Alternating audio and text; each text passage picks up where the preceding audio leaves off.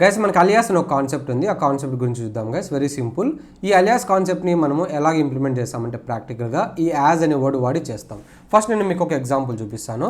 మనము ఈ statement already run చేసాం గైస్. ఈ క్వైరీని select count of star from AGG అని ఇచ్చాం. సో దీని నుంచి మనకు అవుట్పుట్ ఏమొస్తుంది గైస్, ఈ టేబుల్లో ఎన్ని రోస్ ఉన్నాయో అన్ని రోస్ అనేవి వస్తాయి. ఇక్కడ 4 అని పడ్డాయి. కాలం నేమ్ ఏమని ఉంది గైస్, కౌంట్ ఆఫ్ స్టార్ అని ఉంది. అంటే నేను మీకు ఇంతకుముందు చాలాసార్లు చెప్పాను, ఈ సెలెక్ట్ పక్కన మనము ఏం నేమ్ అయితే ఇస్తున్నామో అది మనకి ఇక్కడ కనబడుతుంది.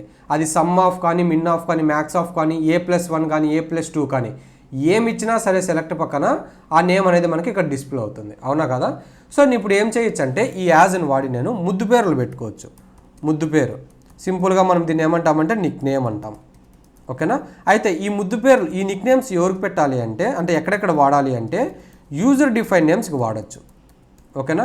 ఇప్పుడు నాకు ఈ లైన్లో యూజర్ డిఫైన్ నేమ్స్ ఏమేమి ఉన్నాయి, ఇక్కడ కాలం నేమ్ అనేది యూజర్ డిఫైన్ నేమ్ అయినా కాలం నేమ్స్ ఎవరు డిసైడ్ చేస్తారు, టేబుల్ క్రియేట్ చేసేటప్పుడు యూజర్స్ అనేవాడు డిసైడ్ చేస్తాడు, ఎవడైతే క్వరీ రాస్తాడో వాడు. సో అప్పుడు నేను ఈ నిక్ నేమ్ అనేది కౌంట్ ఆఫ్ స్టార్స్కి ఇచ్చుకోవచ్చా? ఎస్. అండ్ అలానే టేబుల్ నేమ్ ఉంది చూడండి, ఈ టేబుల్ నేమ్ ఎవరు డిసైడ్ చేశారు, నేను డిసైడ్ చేశాను. అంటే ఇప్పుడు ఈ ముద్దు పేరు నిక్ నేమ్ అనేది నేను ఏజీజీ కూడా పెట్టుకోవచ్చా? ఎస్, పెట్టుకోవచ్చు. అయితే ఎలా పెట్టుకుంటామంటే చూడండి, ఫస్ట్ కాలం నేమ్కి చూపిస్తా.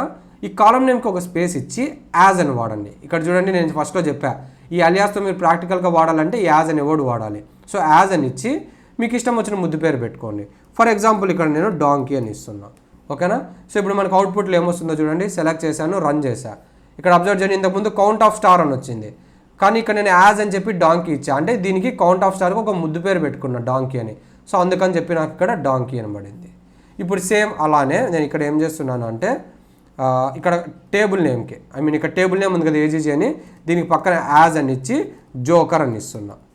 ఓకేనా? సో అప్పుడు దీనికి ఏం పడుతుందో చూడండి, సెలెక్ట్ చేసి రన్ చేస్తున్నా. అంటే అవుట్పుట్లో మనం ఇక్కడ టేబుల్ నేమ్ చూడలేంలే గైస్, ఎందుకంటే ఇక్కడ చూసేకి మనకు ఓన్లీ వాల్యూస్ టేబుల్ నేమ్సే కనబడతాయి కదా. బట్ అయితే మీరు ఇక్కడ మనకి ఈ అవుట్పుట్ వచ్చింది అంటే ఇది సక్సెస్ఫుల్గా ఎగ్జిక్యూట్ అయింది అని చెప్పి. సో మీరు ఏం గుర్తుపెట్టుకుంటారు అంటే యూజర్ డిఫైన్ నేమ్స్ ఎక్కడెక్కడ ఇస్తారో అవన్నీ అన్ని చోట్ల మనము ఈ అలియాస్ని వాడచ్చని గుర్తుపెట్టుకోండి. బట్ నేను ఈ టేబుల్కి ఇలా అలియాస్ ఇవ్వడం వల్ల మనకి ఏం యూజ్ అని చెప్పి నేను కమింగ్ వీడియోస్లో చెప్తా. ఓకేనా? బట్ ప్రస్తుతానికి ఈ వీడియోలో మీరు ఏం గుర్తుపెట్టుకోవాలా, అలియాస్ని ప్రాక్టికల్గా ఇంప్లిమెంట్ చేయాలి అంటే యాస్ వాడాలి. ఓకేనా? యాస్ అంటే ఎందుకు ఈ యాస్ వాడి ఏం చేస్తామంటే మనము నిక్ నేమ్స్ పెట్టుకుంటాం, ముద్దు పేర్లు పెట్టుకుంటాం.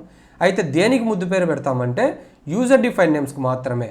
సో మనము టేబుల్కి మన నేమ్స్ ఇచ్చుకుంటాము, కాలమ్స్కి మనకి ఇష్టం వచ్చిన నేమ్స్ ఇచ్చుకుంటాము.